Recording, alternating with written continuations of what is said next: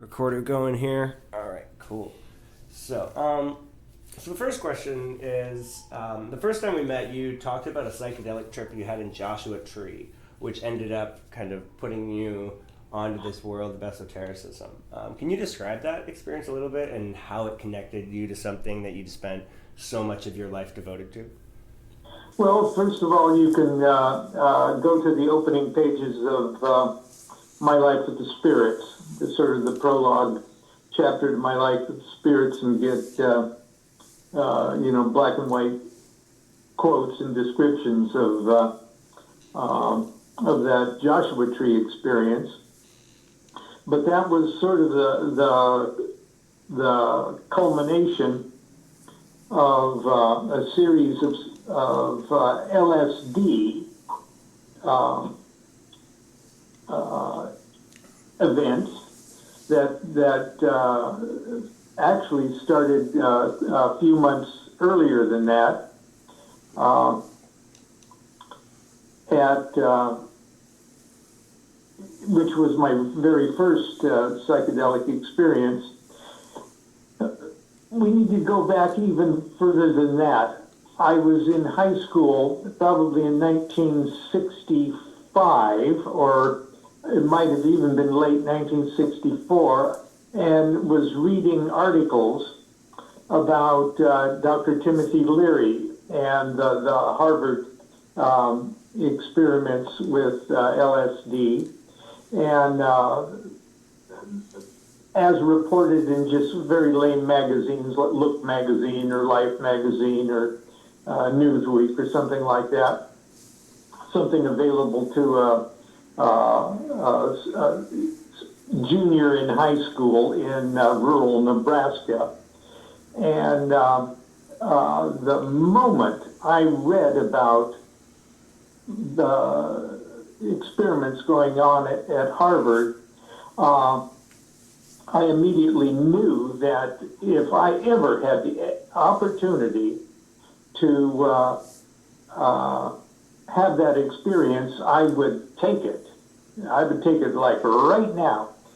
And I was so miserable growing up in Nebraska that I'd have done anything to get out of Nebraska, you know. Totally. Yeah, and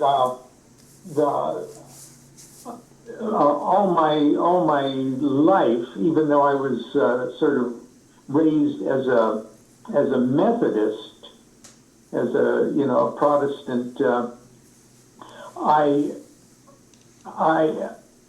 was an atheist. I couldn't believe that grown-ups actually believed this stuff, and so I was sort of a spiritual blank slate, but I always had sort of an inward spiritual life, because even as an infant, almost what I can remember of infant memories was the feeling or the knowledge that I was like an adult trapped in a baby's body, and so I knew there was something far greater going on that wasn't being explained by any religious teachings that I was getting, but I knew something very wonderful was in there someplace. And so when I started hearing and reading about LSD and the experiments with Dr. Leary and Hoffman, and I said, boy, if I had the chance, I'll do that. And the second I graduated from high school, I moved to Southern California, and I was a musician. I got a job singing in saloons almost right away, and I was singing at a place in Belmont Shore called the Barbary Coast, which that doesn't matter, but Anyway, one evening on a break, I went into the restroom, and there was a kind of a surfer-looking guy said, "Hey, would you like to buy some LSD?" And I thought, I sure would. And for $5, I got it was a capsule. So we're talking 1965 here, okay? No, excuse me, we're talking 1966 in Southern California. And LSD was not in blotter form. Had just sort of gotten out of the sugar cube stage. And it was a big capsule. I had no idea what the dosage was or anything about it. I just knew that I was going to take this after my last set, and I was going to drive home, hopefully in time for it to come on. And that was my first experience, and that actually was the one that blasted open everything. That was the one that started off with my my thoughts becoming audible, and I was laying on a friend's living room floor. My thoughts becoming incredibly audible, and I was trying to put things that couldn't be described in words, and they kept going faster and faster and faster until it almost became comically fast. And to try to capture my intellectually capture what was going on just became too impossible, and I in order for my head to keep from actually exploding, I just had to surrender to, I can no longer capture what's going on with my neat brain. And once I surrendered to that fact, then the visual images became so awesome and colorful, and yet they weren't distracting. And the idea that of being connected and being part of, not just connected to the flow of the big whatever it is of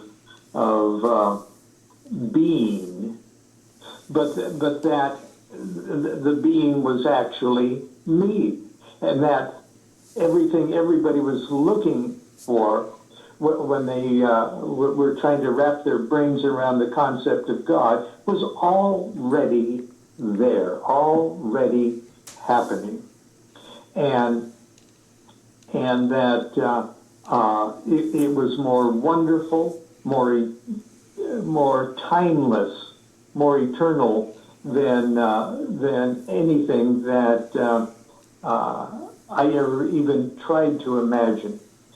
And it was wonderful, and it went in and out. You know, it goes in waves.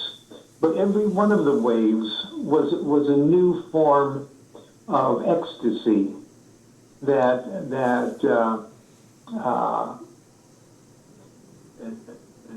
was revealing facets of myself. There wasn't this kind of ecstasy and that kind of ecstasy. No, it was like a faceted stone. Each one of those new waves of bliss was like looking at the supreme singularity of consciousness as if it was a faceted stone, and every time you turn the stone, you'd see a new angle of this faceted self, if you will. But after that, after I felt good enough to by then it was dawn, and I could actually pull on my socks and walk back to my own apartment. I knew from that point on that the only thing in life worth pursuing from that point onward was the exploration or the revealing, the peeling back of the onion of who and what I was. And that this was the goal in life, was to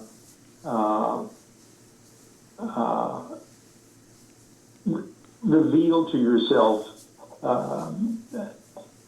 Self-realization was going to be the only goal in life worth pursuing, and so that was the real breaking of my hymen of psychedelic experience, and then the experience at Joshua Tree with my brother a few months later, and that would have been February of '67. Was sort of the culmination of that period, and in between that experience, the first experience in Joshua Tree, I started poking into forms of Eastern mysticism and Zen, and I got a hold of a copy of the Tao Te Ching, and it wasn't that I could read and understand the Tao Te Ching on acid, but I was also smoking hashish at the time, and I could pretty much read inspiring spiritual literature, like the Tao Te Ching and Zen-y kind of things, with a slight buzz on hashish, and I found out I resonated very well on that. But I was coming to the conclusion that that I had actually needed the psychedelic experiences more or less as the heavy artillery to sort of blast open my materialistic brain. I needed big guns like that to say, look out, kid. Materialism isn't everything.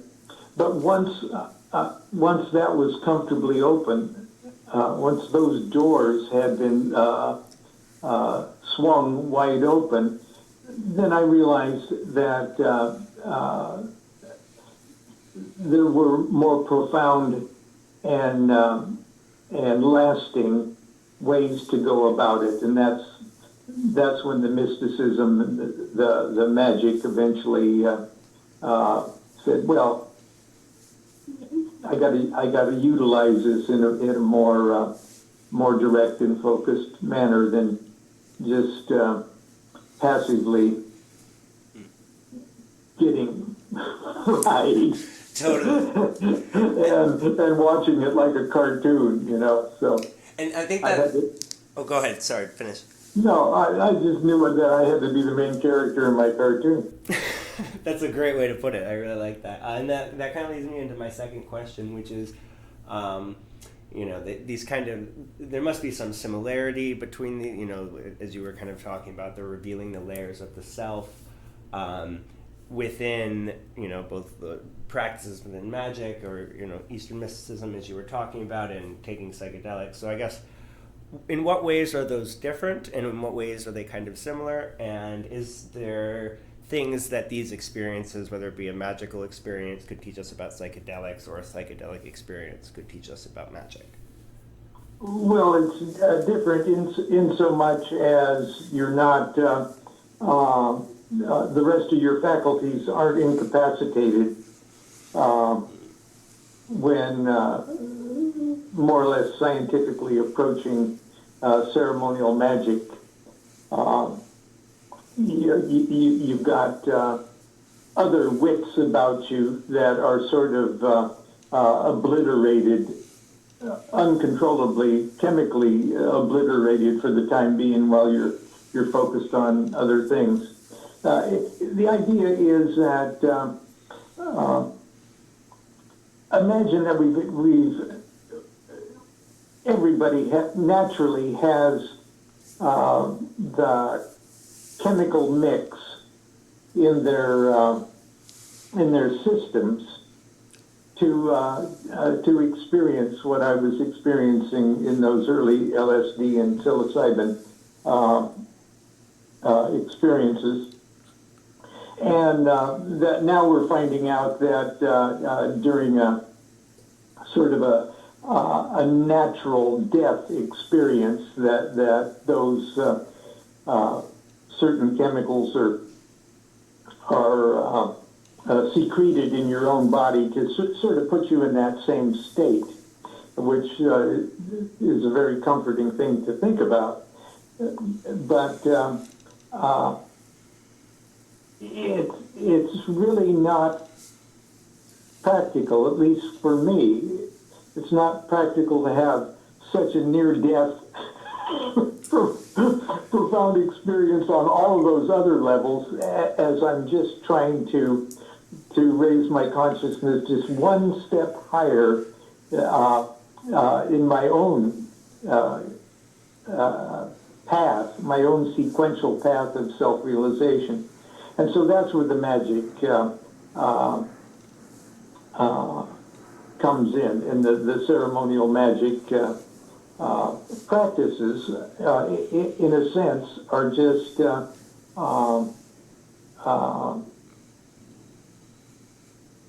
ways to allow you to start to actually become the allegory of your own life.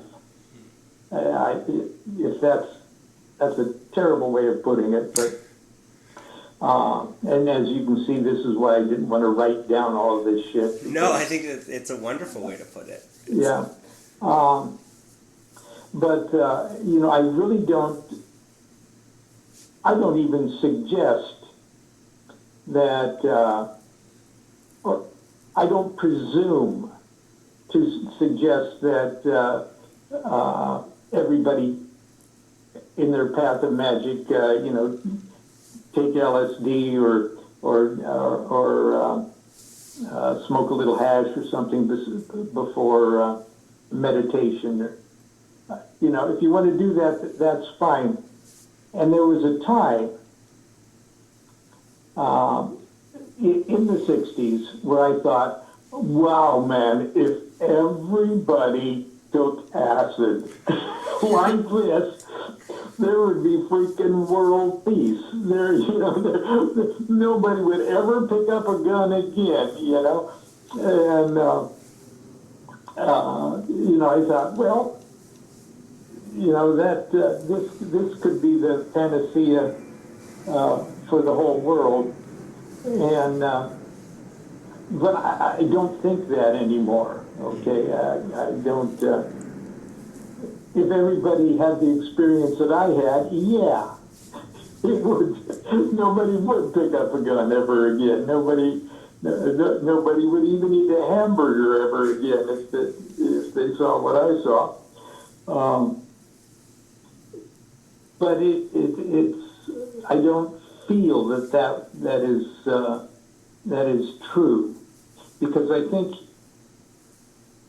human consciousness has done a lot in the last 50 years, the last 60 years even.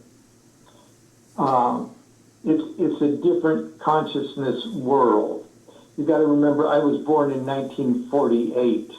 I was still living in almost the consciousness of my parents, World War II. Kind of, that's what the world was like.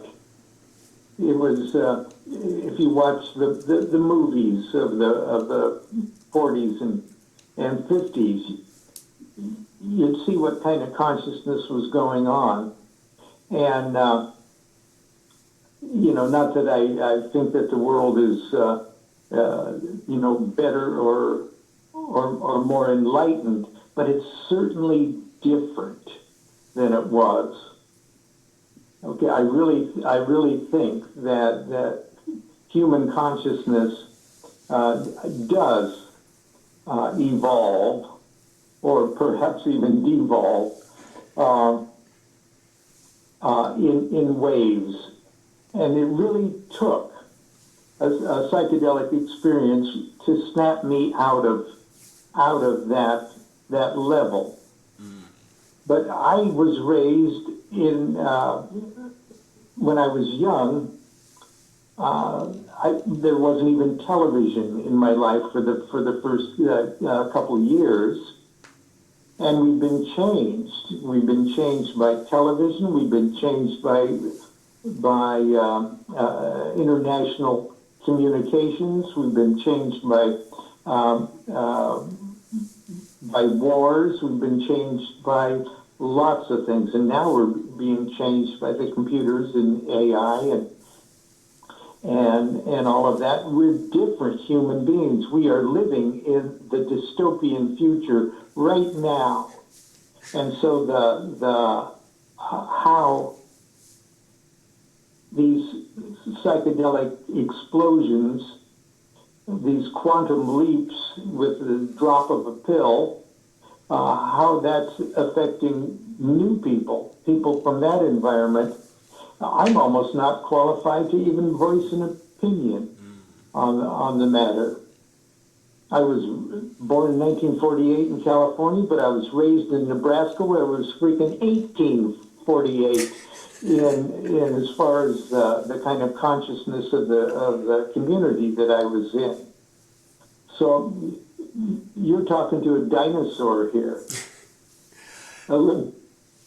No, but I think that perspective is very useful. It's because a lot of people at that time, I think, shared a similar view, and then times began to change, and people began to change, consciousness began to change, and it. Yeah, well, I think that what hasn't changed dramatically are the steps that one takes to wake up. Okay, so even though I'm not talking the second millennium BC,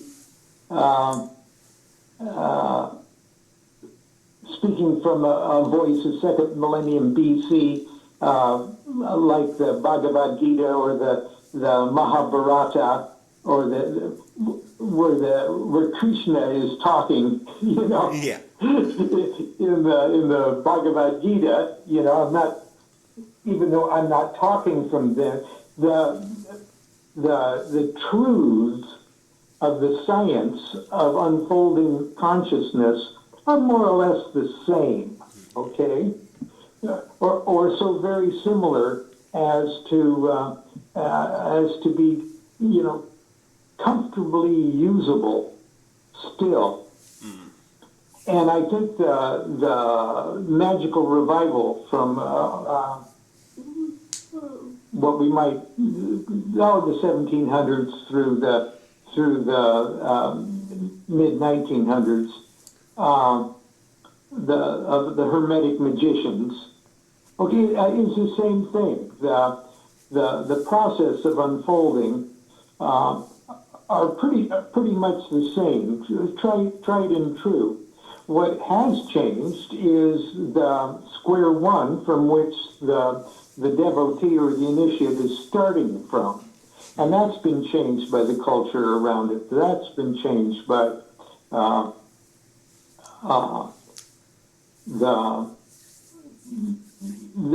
general milieu of the world around us. But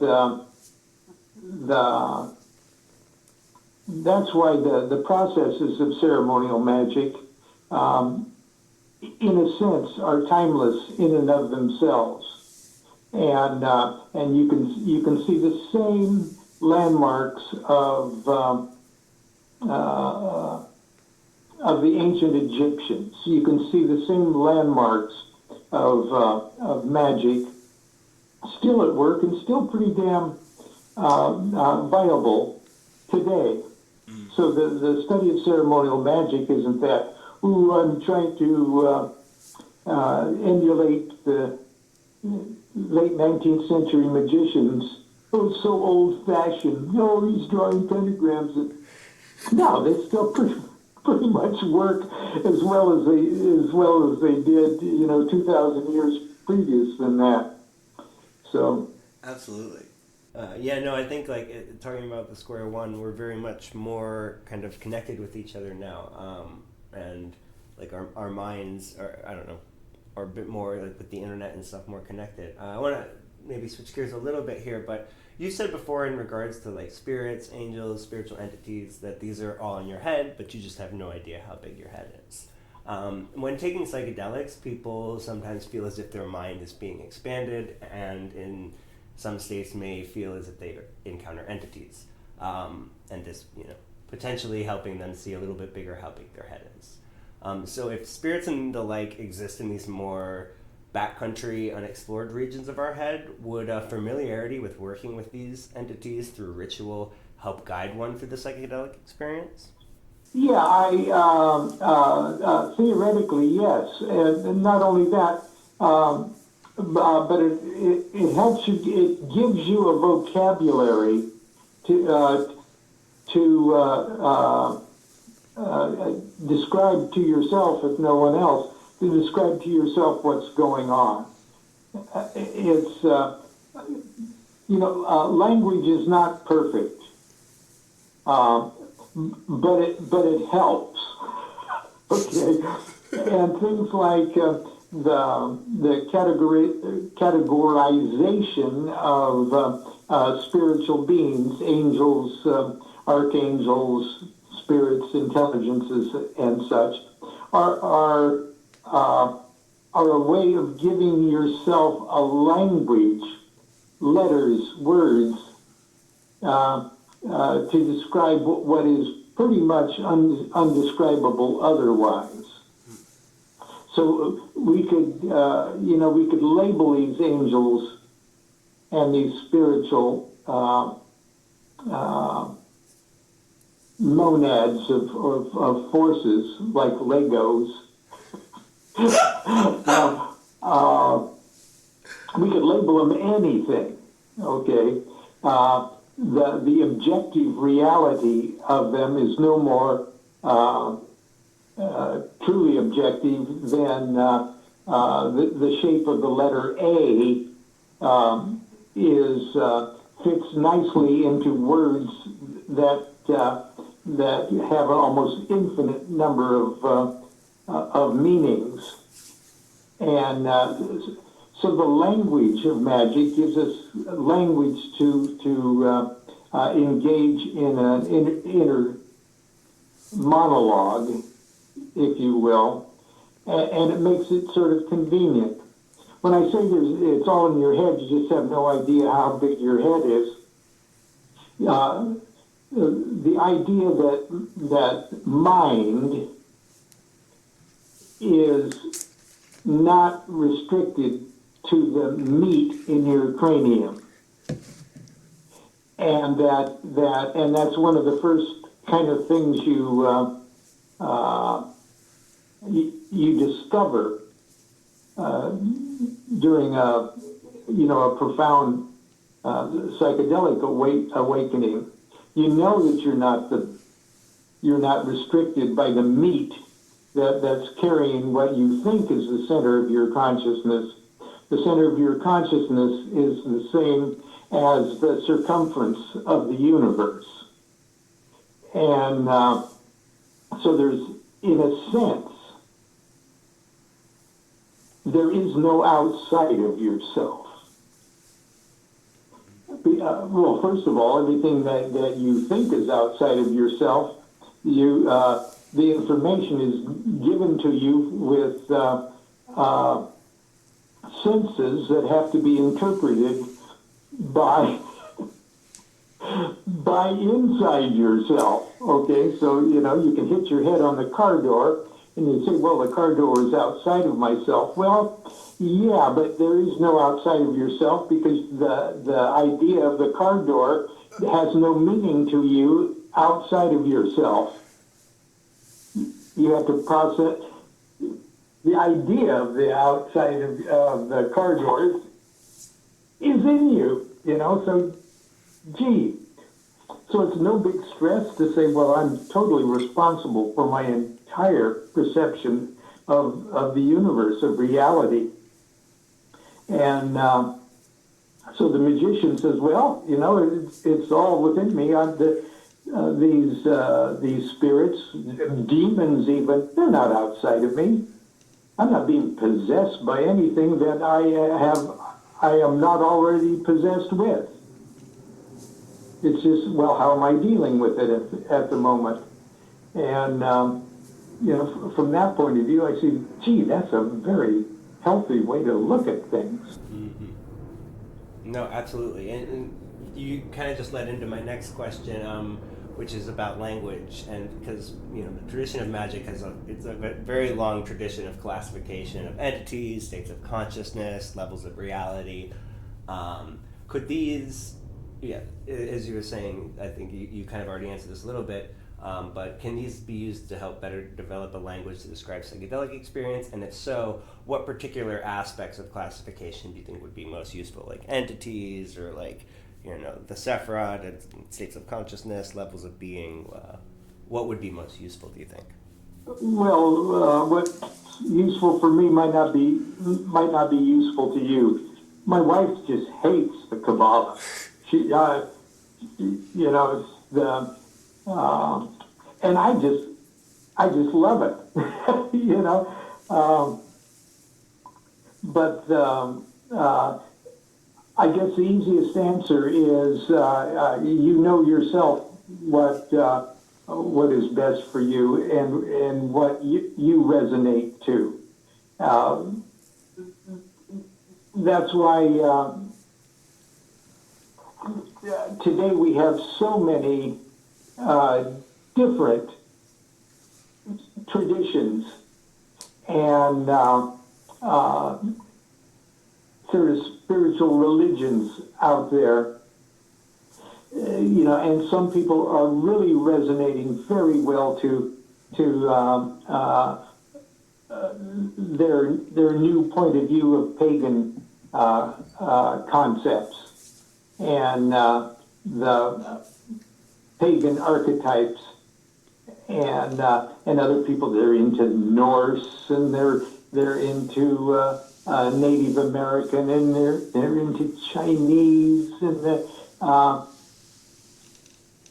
we've only got one universe to work with, but we've got a lot of ways to look at it and to organize it. I sort of like my little bonehead understanding of the Kabbalistic principles,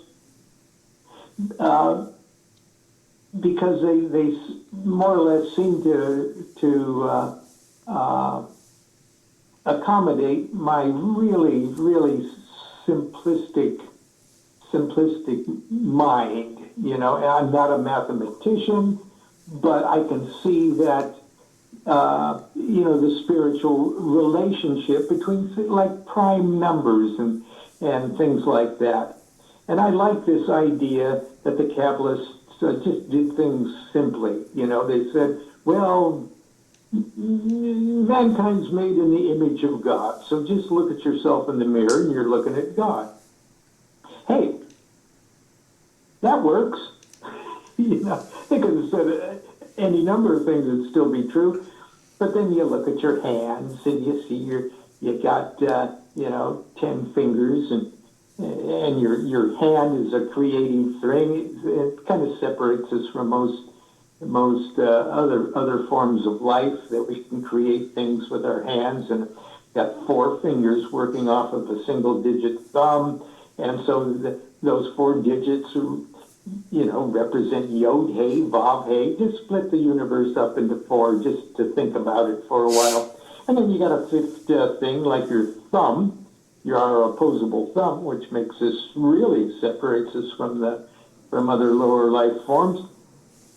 And so that's the spirit that holds that works with the other four things. And so that's spirit and the four elements, the four directions. You split God up into four things and categorize everything into fours, and then split those fours up into their own multiples. Like I said, it's like Kabbalah is sort of like working with divine Legos.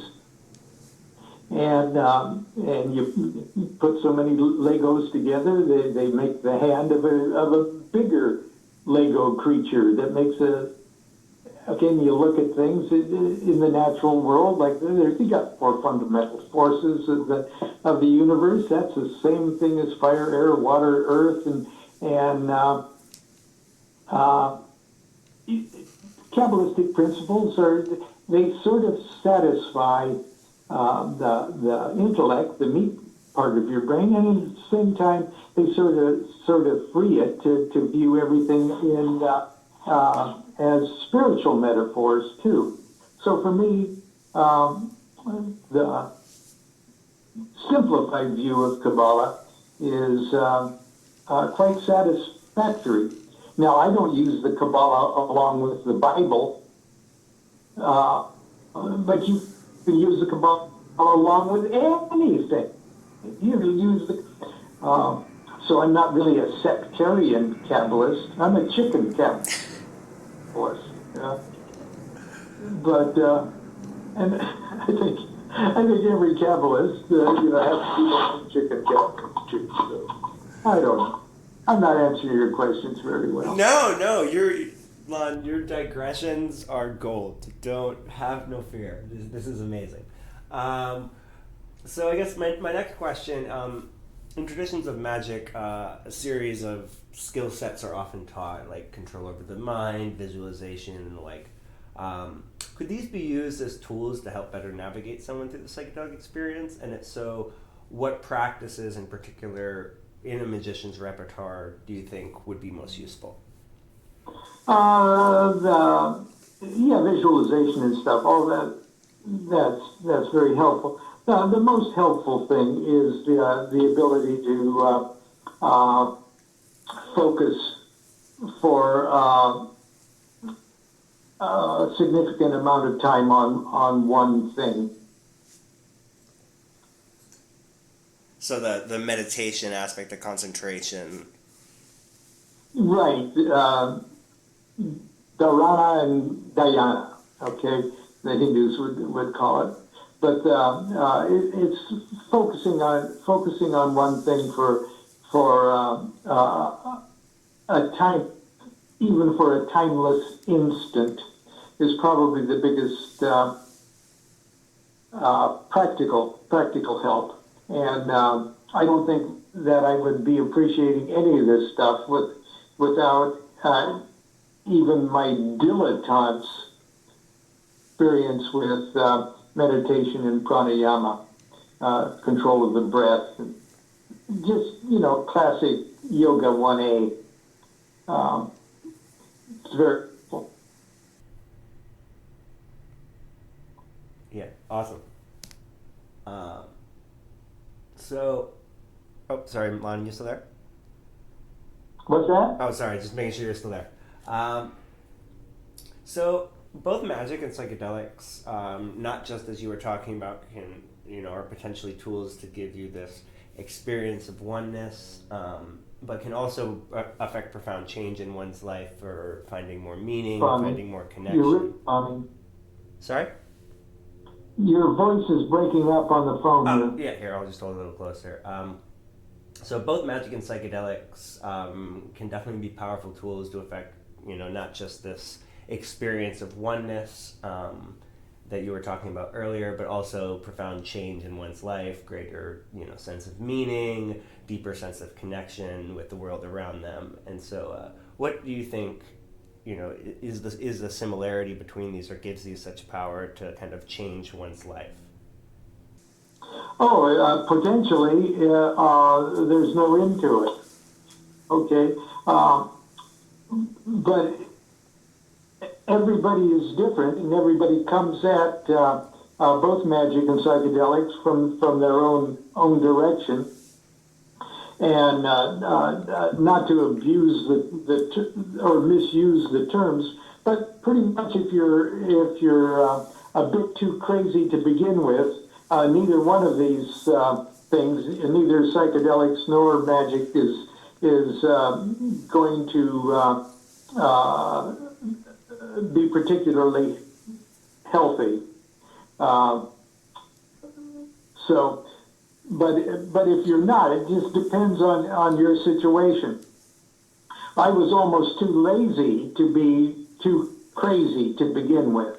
Okay, it takes real commitment to be crazy, and I was too lazy to have commitment like that. So the psychedelics were relatively harmless to me, and magic is relatively harmless. But when you've got real issues, when you've got real serious pathologies to begin with, both magic and psychedelics will probably just tend to make things worse for you before they make things better. So it's hard for me to make universal recommendations when everybody when each person is so different to begin with.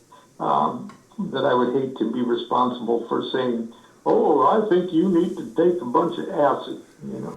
Absolutely. But what do you think gives these things such power to do that? To amplify the craziness, as you're saying, or for a more grounded person, a sense of meaning in life? Well, it's like when you plug an electronic device that is meant to run on standard electrical power, and then you try to put then you plug it in something that is like 220. You try to plug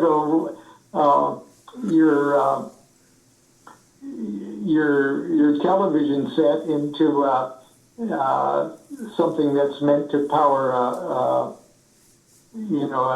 hydroelectric generator. It's going to blow out your television set. So it's not the fault of the electricity. It's the inability of your machinery, of your inward electronics to hold that much juice, and so it malfunctions. So you want to be in, and that's where practices such as preliminary yoga and things like that, and your ability to concentrate and get to know your inward landscape a little before you start turning up the juice. And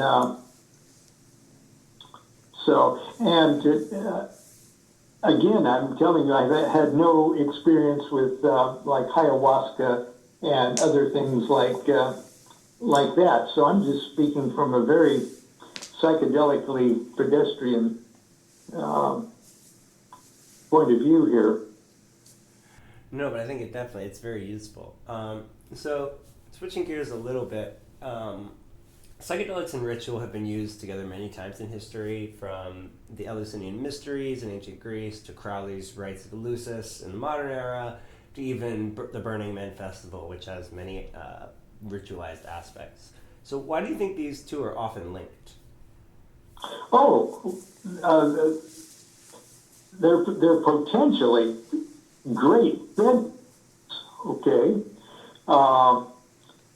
but like look at the rites of Eleusis. It took them about 2 weeks before they started dosing them. Okay, they danced. They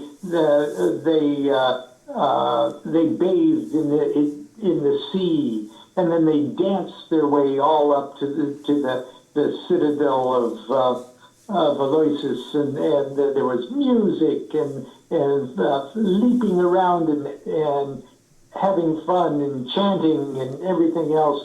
Then they were put through a series of dramatic rituals and stuff that it just got them all cool and spooked up and ready for anything. That kind of stripped them down, making them psychically naked and just ready for magic, just ready for the gods and everything else. Then, after I don't know how many days it was, I'm talking about the lesser rites of Eleusis. Nobody knows exactly what happened, but then they were given the ergot dosed stuff just when they're getting ready for the big climactic moment. You're going to see God, okay? You got 2 weeks behind you of getting yourself, we're going to see God, okay? Yeah, and then they dose you, and then they bring you into that last little chamber all by yourself, and they show you just a shaft of wheat, a single head of corn, wheat. And you're so prepped for it, and your doors of perception are open wide by that final little dose that's put you in that same place that you are as you're dying. And you look at that little piece of corn, they call it corn, and you went, fuck, man, that's it. I get it, you know. And after that, you know, you don't even know what you know. You just know it all. And from that point on, they said, you never, ever, ever, ever, ever fear death again.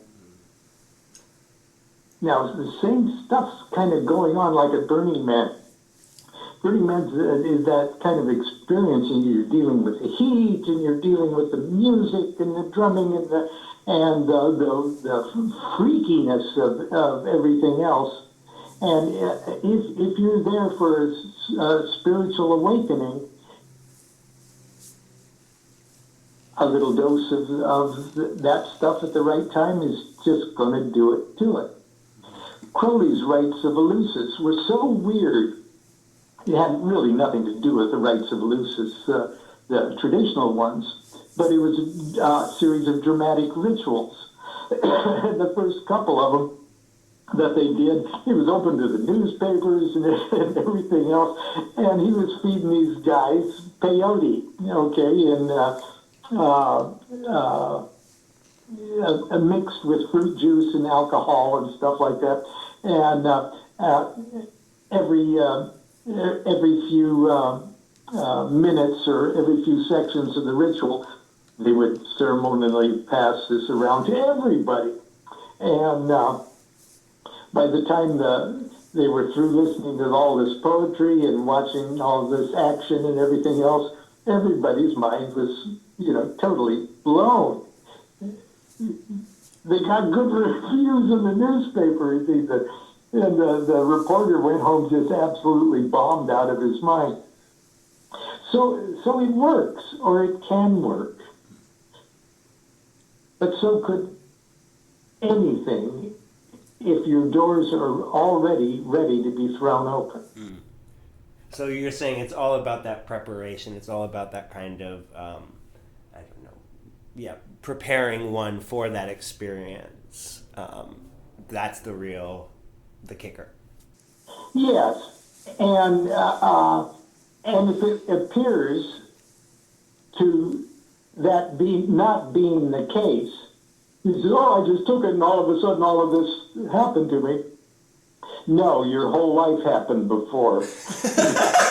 Okay, you've got a whole incarnation in front of you that prepared you for that moment. But the magic is, well, maybe we can turn up the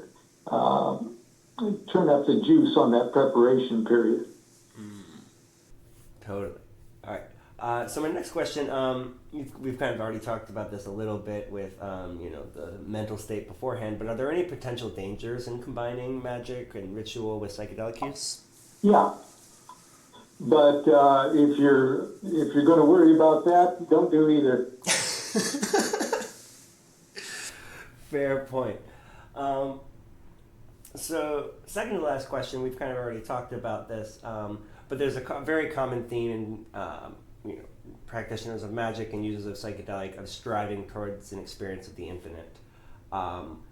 What ways do you think these might be used in coordination or collaboration to achieve a mystical experience? Or do you think it's like with what happened with you, where you had an experience of one that led you to the other? Oh yeah, well yeah. Don't use me as an example because I don't work well with others as much as I do it all the time. The potential of it is, I think, it's already being realized with experienced practitioners who are serving in the same capacity as your guide was in the early Harvard experiments with setting and where you actually, prepared, you guilefully went into the psychedelic experience with the intent of making it a process of self-realization, and you had a very experienced guide to sort of babysit you. And that's pretty much what Tibetan Book of the Dead was an example of, and the Egyptian Book of the Dead, if we really wanted to know how that actually started to be utilized. Somebody that pretty much knows the major landmarks of what's going on, and sort of helps you through with your meditative journey, so that you just don't sort of fritter away watching the curtains melt. Mm. I think there's I haven't experienced a session like that myself, but I understand that there are such sessions and such professional guide programs that are out there, and I've heard good things about at least a few of them. So a lot of it is having these people who have had this experience and know these landmarks, who can kind of help the person going through the experience identify what they're going through, and not just and have perhaps done it a few hundred times and are pretty confident in what they're doing. Definitely. All right, so my final question is, both psychedelic and magical traditions are often full of tricksters, and you've been known to invoke the goddess of giggles quite often. So what role does humor and silliness play in psychedelics and magic? Well, it's a prime necessity. And why is that? You can drop everything else, but keep the silliness. And why is it so essential, do you think? Well, yeah, at least it is to me. As a matter of fact, I think it's the golden thread that goes directly to the forehead of the absolute singularity. Yeah, there's something that's triggered. That's one of the things that I loved about Timothy Leary. It's one of the things I loved about Bob Wilson. That if you can't see the humor in pretty much anything, you're not seeing enough of what it is you're looking at. And there's something that is, we're talking about doors being thrown open. Humor, laughter, and the tickledness of absurdity, ultimately everything is profoundly absurd. If it wasn't, you're not looking hard enough at it. So I'm not saying just be a clown and be totally disrespectful and everything else. But if you can't,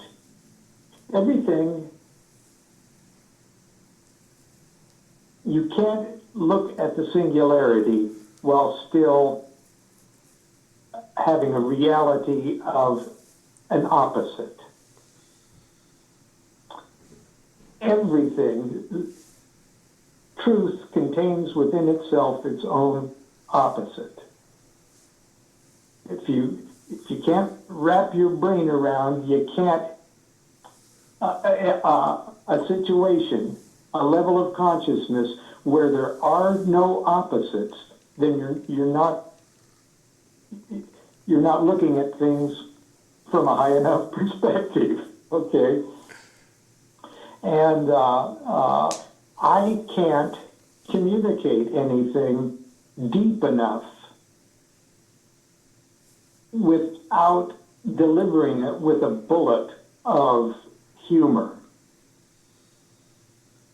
And that's just me. That's why when I teach Kabbalah, I made up a goofy, damn, phony rabbi to do it. Because I can't get deep enough when communicating something if it can't be delivered by laughter, or if it can't be delivered by humorous absurdity. Because that gets through. That gets through to everybody. And if you lose the ability to get a kick out of stuff like that, you're literally blinding yourself. You're literally stopping your ears with wax. And so, if you can't laugh at it, and Leary made you laugh, okay? Leary was funny. Leary did a stand-up comedy act with G. Gordon Liddy. It was a scream.